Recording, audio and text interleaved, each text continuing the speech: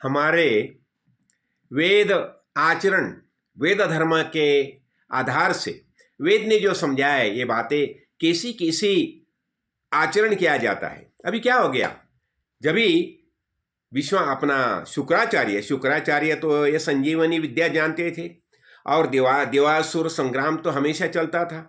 तो क्या किया, अपना बृहस्पति का पुत्र कच है ना, उसे भेज दिया। देव ने बताया इंद्र ने कि ठीक है, तुम शुक्राचार्य का शिष्य बन के कुछ न कुछ करके तुम संजीवनी विद्या प्राप्त करके आइए।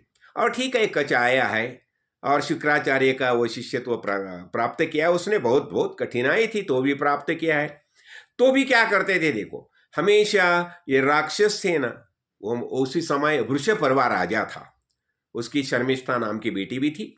तो क्या करते थे, राक्षस हमेशा कच को मारते थे। बहुत बार उसने उसको मारा था, लेकिन जब भी मारते थे, सुदैव में क्या हो गया था, कच के बारे में देवायनी को बहुत प्यार था तो उसका बहुत ख्याल रखती थी। और जब वो कच को मारते थे तो शुक्राचार्य उसे जिंदा करते थे। अभी ठीक है, फिर इन्होंने क्या किया, एक दिन ऐसा ही देवायनी ने कच को भेज दिया फूल लाने के लिए। और फूल लाने के लिए जंगल में गया और आया नहीं वापस।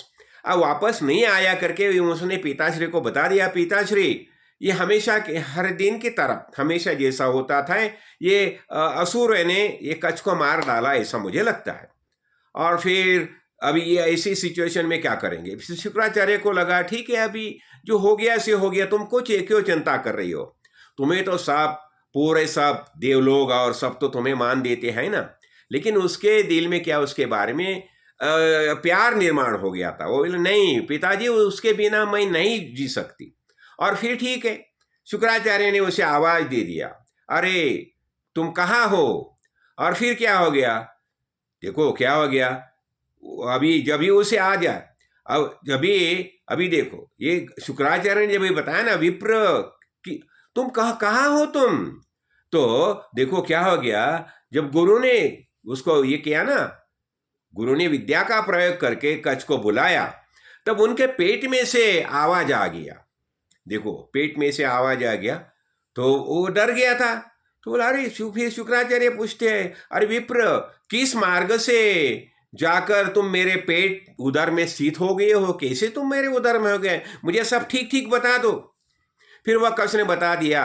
वो भी देखो वो को ज्ञानी था, उसे ज्ञान प्राप्त हो गया, उसने बता दिया गुरुजी क्या हो गया, ये असुरों ने मुझे मारा और मुझे मार के मुझे जला दिया, और मुझे जला के मेरी जो रक्षा होगी वो रक्षा उसने आपके इसमें मध्य में डाल दी और आपको पिलाई, और आपको पिलाई करके मैं आपके उदर में चला गया। तो अभी देखो क्या हो गया, ऐसी सिचुएशन में अभी उसको तो उसके पेट में है, अभी उसको पेट से निकालने आने शुक्राचार्य को मरना पड़ेगा। अभी ठीक है, फिर शुक्राचार्य क्या बता दिया, देखो केवल एक ब्राह्मण छोड़कर दूसरा ऐसा कोई नहीं है जो मेरे पेट से पुनः जीवित निकल सके, इसलिए तुम विद्या ग्रहण करो। ऐसा करके शुक्राचार्य ने क्या किया, कच को संजीवनी विद्या का मंत्र दे दिया।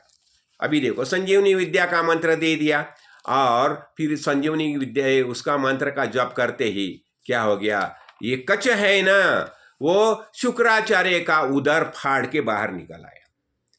अभी देखो ये ऐसा हो गया, और फिर शुक्राचार्य का उदर फाड़ के बाहर आ गया, और अभी कच को तो संजीवनी विद्या प्राप्त हो गई थी। फिर वो संजीवनी विद्या का प्रयोग करके कच ने क्या किया, शुक्राचार्य को फिर जीवित किया। अभी देखो शुक्राचार्य ने जब ऐसा ये सब हो गया तो शुक्राचार्य क्या बताते हैं, देखो शुक्राचार्य ने भी शाप दिया, देखो किसको, जो मध्य, इसलिए बताते हैं आज से इस जगत का जो कोई भी मंद बुद्धि ब्राह्मण, क्या बताते हैं, मंद बुद्धि ब्राह्मण अज्ञान से भी मदिरापान करेगा, वह क्या हो जाएगा, धर्म से भ्रष्ट हो ब्रह्म हत्या का पातक का भागी हो जाएगा। क्या कोई ब्राह्मण तो और उसे तथा इहलोक और परलोक का निंदित हो जाएगा। उसने उसी समय शाप दिया, देखो मैं ठग गया, कैसा ठग गया, ये मध्य के कारण और मद्य के कारण ये सब मेरी अवस्था होगी। और ये कच को मुझे संजीवनी विद्या का ज्ञान देना पड़ा, और ये क्यों हो गया? ये मद्य के कारण हो गया। तो इसलिए अभी मैं शाप देता हूं, तो जो कोई ब्राह्मण, मद्न बुद्धि ब्राह्मण ये मदिरा पान करेगा तो उसका क्या हो जाएगा? उसको उसका परलोक और ये लोक में वो निंदित हो जाएगा, और उससे किसका पातक लग जाएगा? ब्रह्म हत्या का पातक लग जाएगा। देखो कैसा शाप दिया शुक्राचार्य ने। इसलिए जो मद्यपान जो है वो मद्यपान है ब्राह्मण ये स्पेसिफिकली ब्राह्मण के लिए बताया उसने, पूर्ण निषिद्ध माना गया है। और देखो फिर अब ये क्या हो गया? ऐसा तो हो गया, अब ये कचे तो जीवंत हो गया है, कचे को ये विद्या भी प्राप्त होगी। और कचे ने देखो इतना शायद 1000 साल बताया जाता है, 1000 साल वो उसकी शुक्राचार्य की सेवा में रत था, और वो उसके ये प्राप्त हो गए। अब ये देखो ये शुक्राचार्य से अभी संजीवनी विद्या प्राप्त होने के बाद अभी देवायन ने बता दिया कच्छ को, देखो मैं आपसे बहुत प्यार करती हूं, तो अभी आपको मैं जो बताती हूं ये आपका करना पड़ेगा। और ये क्या है? ये धर्म संगत है, इसमें कोई ये नहीं है। मैं देखो आप जैसे अंगिरा बृहस्पति के आप पुत्र हो, अंगिरा आपके दादाजी है, और ये ऐसा होने से मैं आपसे शादी करना चाहता हूं, तो आप मुझ मेरा इनकार नहीं कर सकते। लेकिन अभी देखो इसने क्या बताया, कच्छ ने क्या बता दिया, देखो मैं अभी आप तो इसकी बेटी हो, शुक्राचार्य या मेरे गुरु है उनकी बेटी हो आप, और बेटी हो, और आपसे आज तक मैंने जो कुछ व्यवहार किया, जैसा बहन से करना चाहिए ऐसा ही मैंने व्यवहार किया। और फिर मैं भी आप अभी मेरे गुरुजी के पेट से मैं आया हूँ, और आप भी उनकी बेटी हो, मैं भी उनके बेटे जैसा हूँ, तो मैं आप मेरी बहन है, तो मैं आपसे ऐसा नहीं रिश्ता कर सकती, मैं आपसे ब्याह नहीं कर सकता। और इसलिए क्या हो गया? देखो जब भी उसने कच्छ ने मना किया, तो देवायनी ने, देखो देवायनी ने बहुत बार उसे असुर ने मारा था, राक्षसों ने, और शुक्राचार्य को जिंदा करने को बोला था। तो देखो देवायनी का इतना प्यार होने के बावजूद भी, लेकिन कच्छ का ध्येय क्या था? कच्छ को क्यों भेजा था? ये संजीवनी विद्या प्राप्त करने के लिए भेजा था। लेकिन या इसका अर्थ क्या हो गया? हमारा हमारा ध्येय क्या है?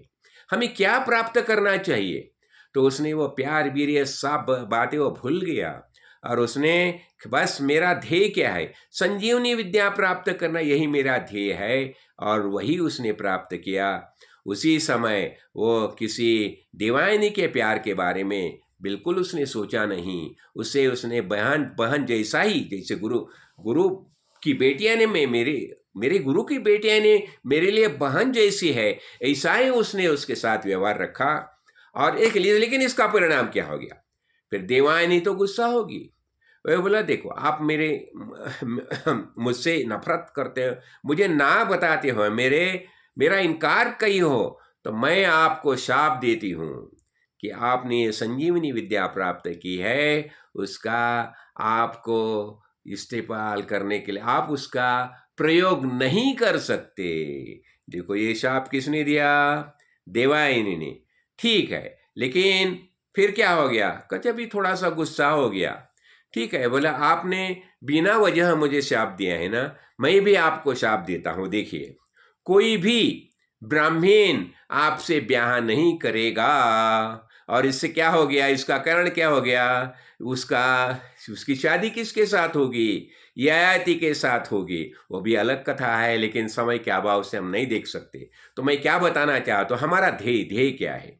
जैसा कच्छ का ध्येय था संजीवनी विद्या प्राप्त करना, दूसरा शुक्राचार्य ने जो बताया ये मद्य का कारण, देखो मैं ये ठग गया। कैसे ठग गया? मद्य के कारण। इसलिए ये मद्य आदि जो भाग है इसका हमें सेवन नहीं करना चाहिए। तो अपना ये इसके निमित्त में हम ये कुछ बातें देखी ना। जय काड़ सिद्ध, जय काड़ सिद्ध।